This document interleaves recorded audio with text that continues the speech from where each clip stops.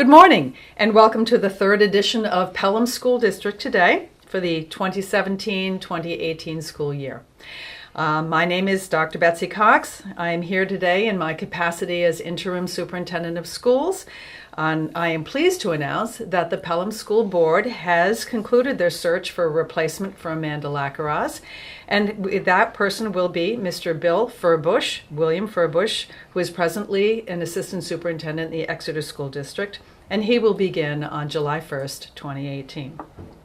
Today we have with us some special guests representing technology. To my left is Holly Doe, our Technology Director, and winner of the Susan Janoz Technology Impact Award from the New Hampshire Society for Technology and Education. Congratulations. Thank you for that award, and we're very proud of you. And I will ask her to introduce our guests today. Sure.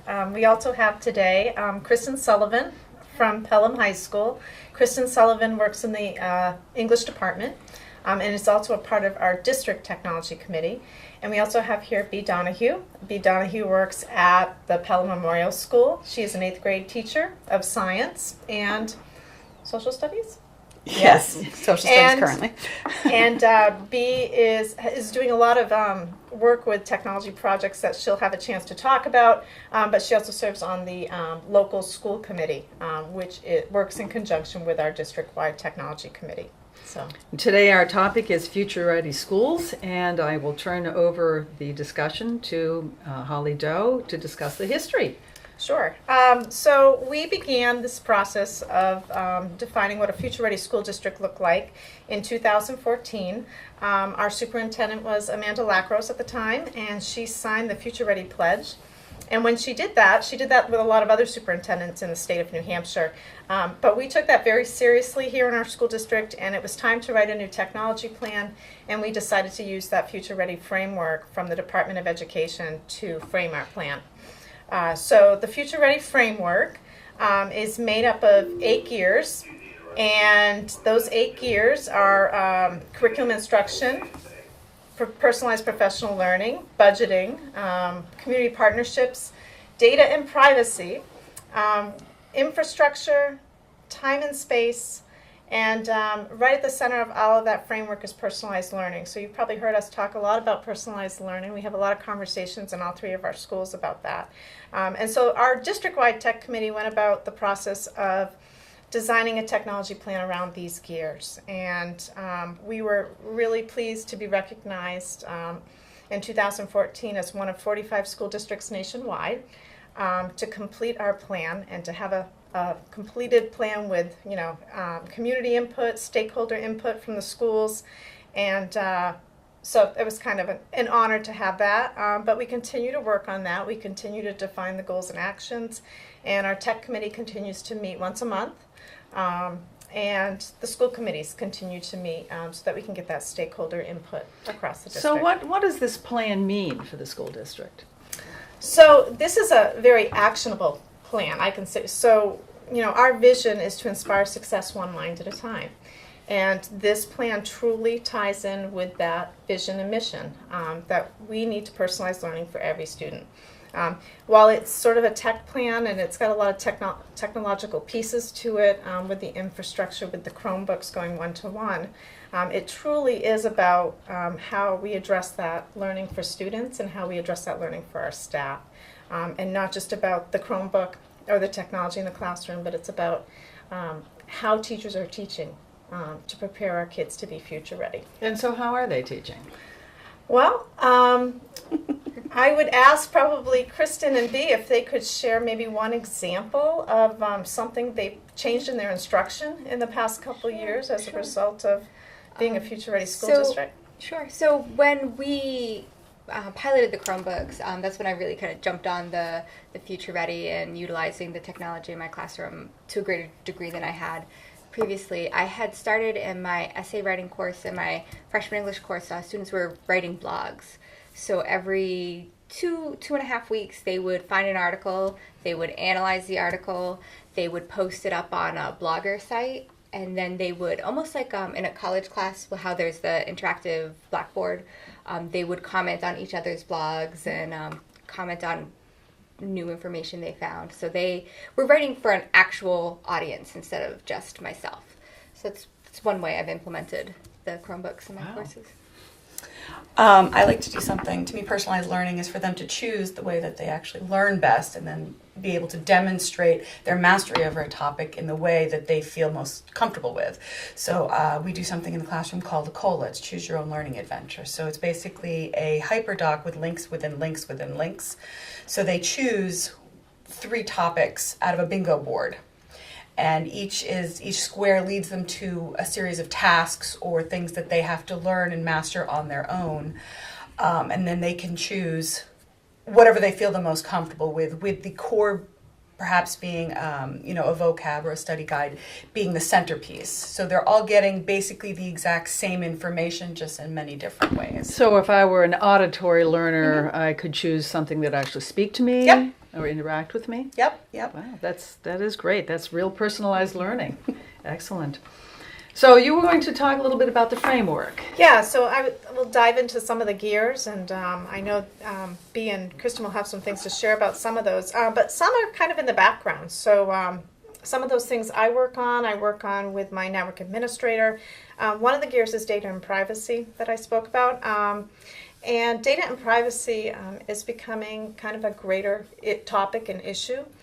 Some of the things we've started doing around data and privacy is cataloging the tools we're using in the district, making sure we understand the privacy agreements we're entering into with our software providers, Power School, and things like that. And we're taking data collection and data privacy for our students very seriously. So this year, one of my tasks is to help define some further policies around data and privacy, help to educate our teachers, help to educate my technology integrators, so that when someone finds a new product, something they want to try in the classroom, which we always want to encourage, that they know the steps they need to go through to make sure that there's an appropriate privacy policy around that and we're not sharing information out that we shouldn't be. So that's one of the gears. Robust infrastructure is another gear that I work on very closely with my network administrator, Chris Curtin. And we have done a lot around robust infrastructure. You really can't go one-to-one and personalized learning until you make sure that your infrastructure in place is appropriate. So we added 1 AP to every classroom at the middle school and at the high school a year or two ago. What is an AP? An access point. Okay. So that provides that wireless access for students in the Thank you. classroom. We had, access points throughout the schools, and we had enough to cover the areas, but we didn't have enough for the amount of devices we had in the classrooms, and that is what we found out. So this year, this last summer, we were able to add access points to every classroom at the elementary school. And we just continue to refine that wireless network and make it the best that it can be to build tools in. We'll be doing next summer, adding some tools so that we can see more of what's going on that network and troubleshoot it. And then one of the things that I sort of tie in with robust infrastructure that is more student related is we have a PTech squad at our high school that helps to troubleshoot some of our Chromebooks and work to help teachers in the classroom. And we've just added 2 Gen Yes programs this year to our elementary school and to our middle school. Kate Liston is the facilitator of Gen Yes at our elementary school, and Bea Donahue is about to begin as a Gen Yes facilitator at our middle And school. what is Gen Yes? Well, Gen Yes is a really awesome program, and I'm doing a little bit of research to prepare for my role. I found out that we are one of only, I believe, 3 districts in the state of New Hampshire that participates or was awarded the funds for this. So the idea is that there are going to be several what they call STLs, which are student technology leaders. I believe at the elementary school and at the middle school, they actually interview for this like it's a job. And they have to sign saying that they agree to do the tasks that are they're required of them. And they meet with their advisor, myself, or Miss Liston, and there's a curriculum that they're actually going to learn to kind of take them to the next level with technology, things they might not get normally. And it really kind of puts them on the fast track for coding, for software, and things like that. There are also hardware, I believe, also modules that they can learn. And at the same time, the teachers who maybe don't have a great idea or project that they'd like to do, but they're not quite sure how to manage the technology piece, can put in a request. And these student technology leaders can then go and work with that teacher or work with those students to kind of help them get over that technology piece and really become the leaders in their school, because it really is an unused resource that we have. A lot of these students know so much already, and then they're going to be learning even more to be able to really... Yeah, I usually do an intro, so we do attendance. They come in with their Chromebooks, and they just love being here, so they come in, they get settled, we do attendance. I talk to them about the projects they can sign up for today and where you're going with it. So, would anyone like to do that who was working on it last time? So, Adam, maybe we'll start off there today, and Nathan. Okay. And Kaden and Kira? All right. Perfect. Osmo numbers. I'm going to ask Jack and Jordan, the J team, to work on this today. Okay, Bluebot coding. These are the new robots here. Let's have Joelle and Ian. And we have 5 of those robots, so let's also add in Alexis and Tatum. Is your name? Yeah. Okay. The app for this is in the coding folder on those iPads. All right. And Zachy, can I add you in there too? For Bluebot? Yep. Okay. Perfect. Caitlin, do you want to just touch base with your Google Slides to make sure they're in good shape, ready to go? And, oh, it's I, isn't it? I always want to put a Y there into it. iPad maintenance, Samantha? Perfect. Samantha, you might like to start with the full-size iPads first, and then work your way over to the minis. Did we get everyone up on the board? Yep. Okay, you can get started. So they figured out, they researched how it all works, and so now what they're going to do probably next week is do a trial run with the 3D printer to make sure it works, and then after that they can go into classrooms and support teachers with their lessons. But yeah, so the way this one works, it's an interactive app. So we have a first grade teacher who wants to use an app for numbers with her students as an intervention, and the app interacts with these tiles. And so she wants to learn how to use the app, so we're having our Gen Yes kids learn it first and then train the teacher and be there for support when she uses this with her students too. So they'll work on that today. Google Slides, we have a couple girls who will probably work with their Chromebooks on designing some Google Slides about Gen Yes for the 4th graders, because we're going to have some 4th graders. So these are where we log what we've done for Gen Yes. So recently I've done a 3rd grade presentation. So you type in what you did, and you would tell you if it was like IT support or mentoring or like that.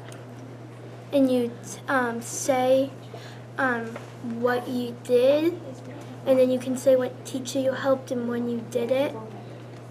And then... Oh, so the tab is, it's almost like a ticketing system.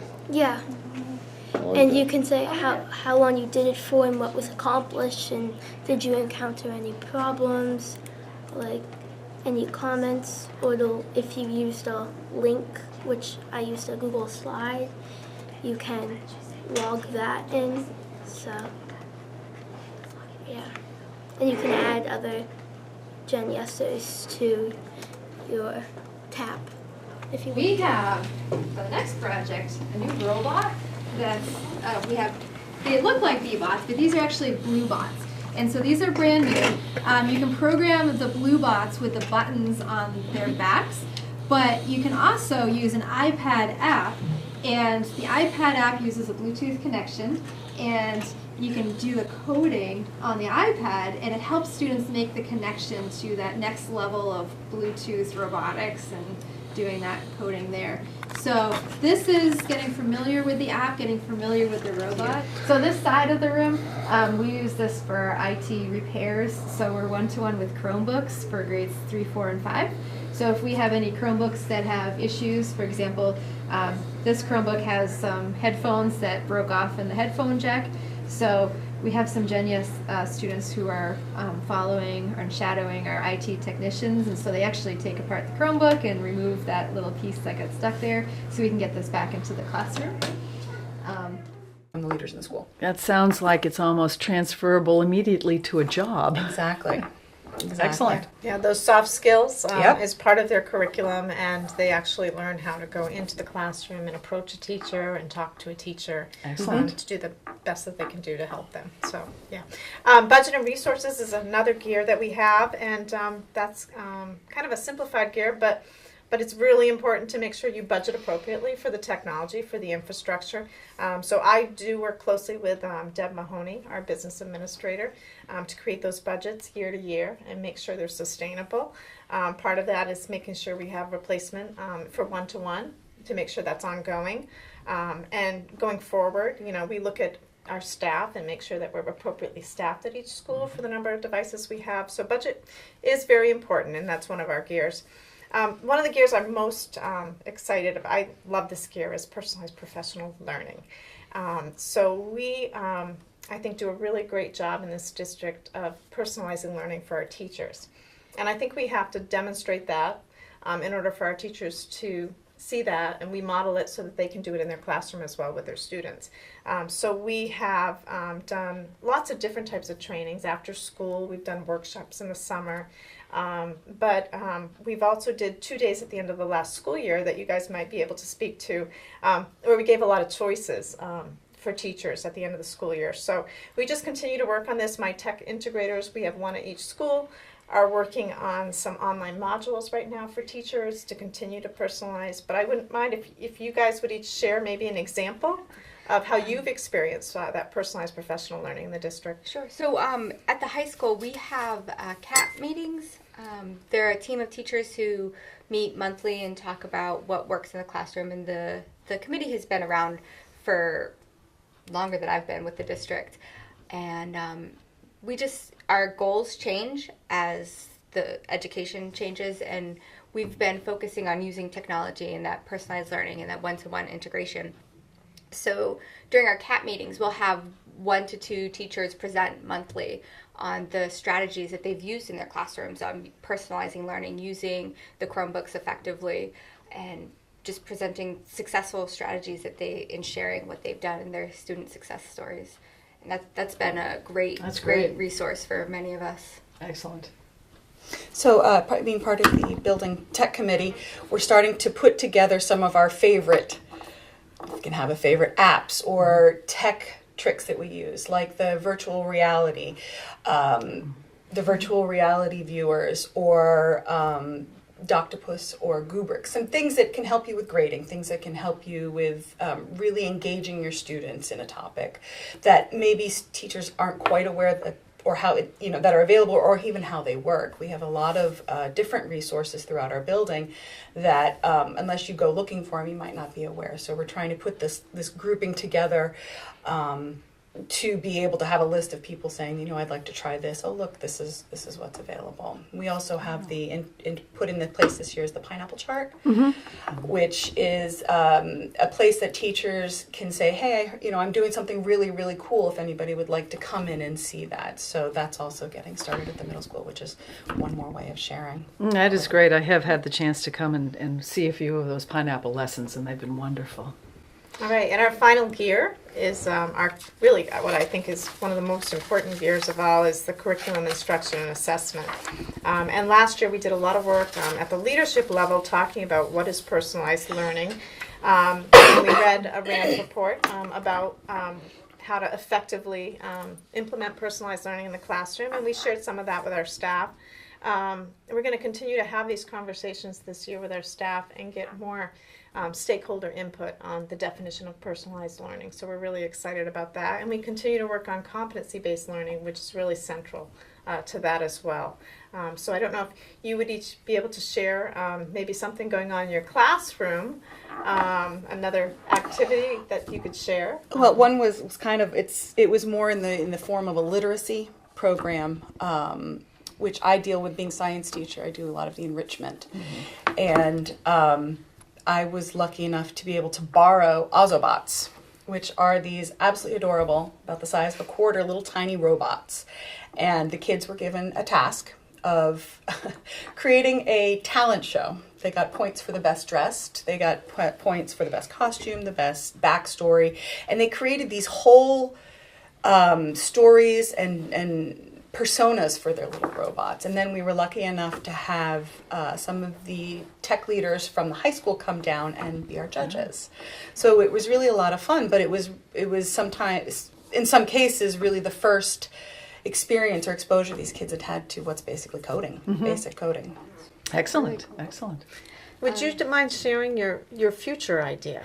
So related I to- was inspired by something similar at the Kristen McAuliffe conference I went to back in November, and I met with an English teacher, and she works with ELL students on grammar. She used robots to teach grammar, but from my conversation with her, I was inspired to use robots to help students with storytelling.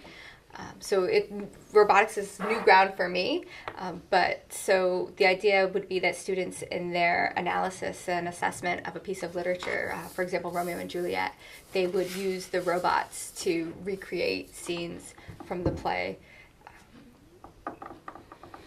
Different ways to, yeah. So I think it's that whole picture of, here's the curriculum I need to teach.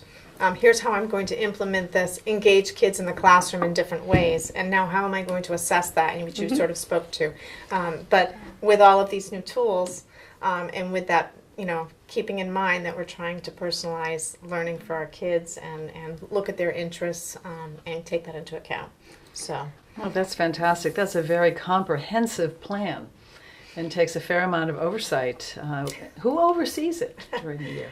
Well, I guess I would have to say right now I oversee the majority of it, but a lot of the actions and tasks have actually been assigned out to other people in the district. So, the time and space gear, which deals with flexible learning spaces and also deals with the competency-based learning, is really a lot of the work our curriculum director, Sarah Mirandos, is doing. It revolves around that gear. So if you look at those specific actions, they fit right in with what we're doing with vertical teams right now.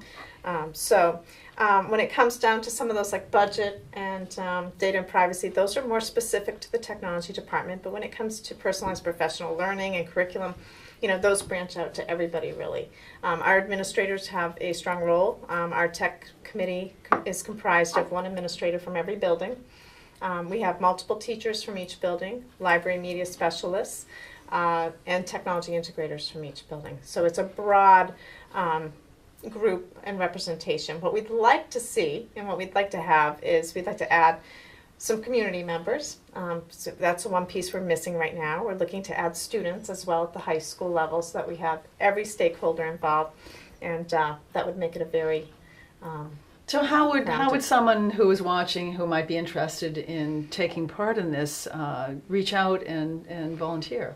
I would ask that you please email me directly at hdoe@pelhamsd.org. And if they're interested, I would love to be able to incorporate some more community and parents. Oh, that's fantastic. This is a deeply infused plan into our district, isn't it?